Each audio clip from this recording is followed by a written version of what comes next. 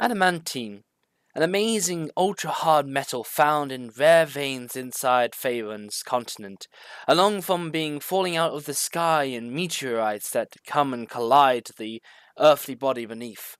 There, miners quickly scavenge what they can and turn it into amazing items of splendor but of amazing resilience, upon which include adamantine weapons and armor. Now, in my Storm King's Thunder campaign, where my team found a 1,000-pound, 2-inch thick, 11 feet long piece of adamantine, long since buried and left underground, I was disconcerted that I had a Forge Cleric on hand who was absolutely going to have a use for this.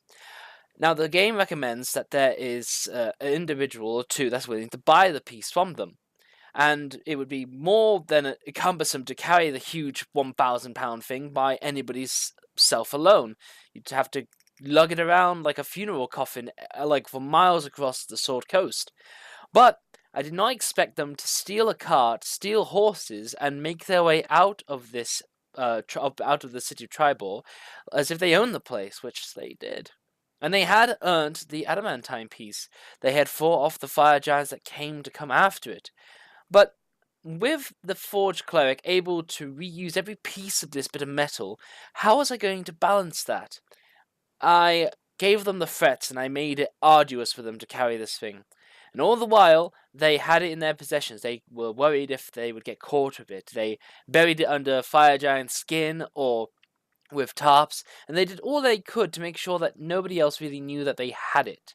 This was the first good point, and even then, the only people that really know about it are the Fire Giants and the people of Tribal. The people of Tribal, I promise, were left in disrepair, in a state that they weren't getting anywhere fast. The only thing that did happen, though, was that one of the civilians of Tribal came up to chase after them, after that piece, so he can return it back to back to Tribal, who would have happily bought it from them, but since they didn't, they consider the new lord that's taken over there, that I won't give hints to, considers it stolen. So I tried to issue them another bit of a threat to show them that this is a hot topic item, and they will be pursued for it. They did not waver, and they defended themselves off, and they took it back to one of the players' hometowns, a dwarven reserved sort of forge, kept aside from the rest of the world, where I allowed him time to reshape this metal. He got a variety of adamantine bars, but he also got to make so many other things. To try and balance this out, I gave him the following prerequisites, as I felt these were somewhat fair.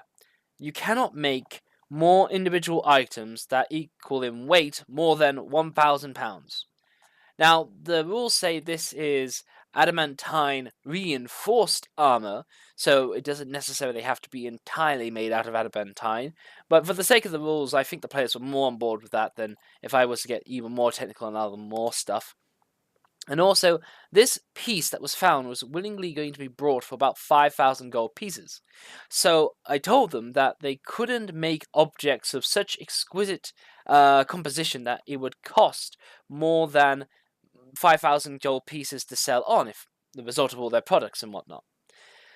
Even with these prerequisites, they were still able to make, and I quote, 1 breastplate adamantine armor, 4 adamantine shields, 3 more plate adamantine pieces of armor, 1 adamantine great axe, 1 adamantine warhammer.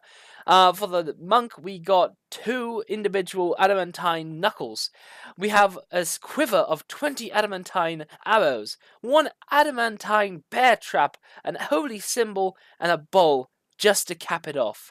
Just this ultra hard metal being made in all these ways, and even then, the team still had several hundreds worth of pounds of material left over, and they chose simply to leave it at this dwarven forge so that they could rebuild and remake this armor into more variety of things. Now, this is a lot of loot, but is it balanced?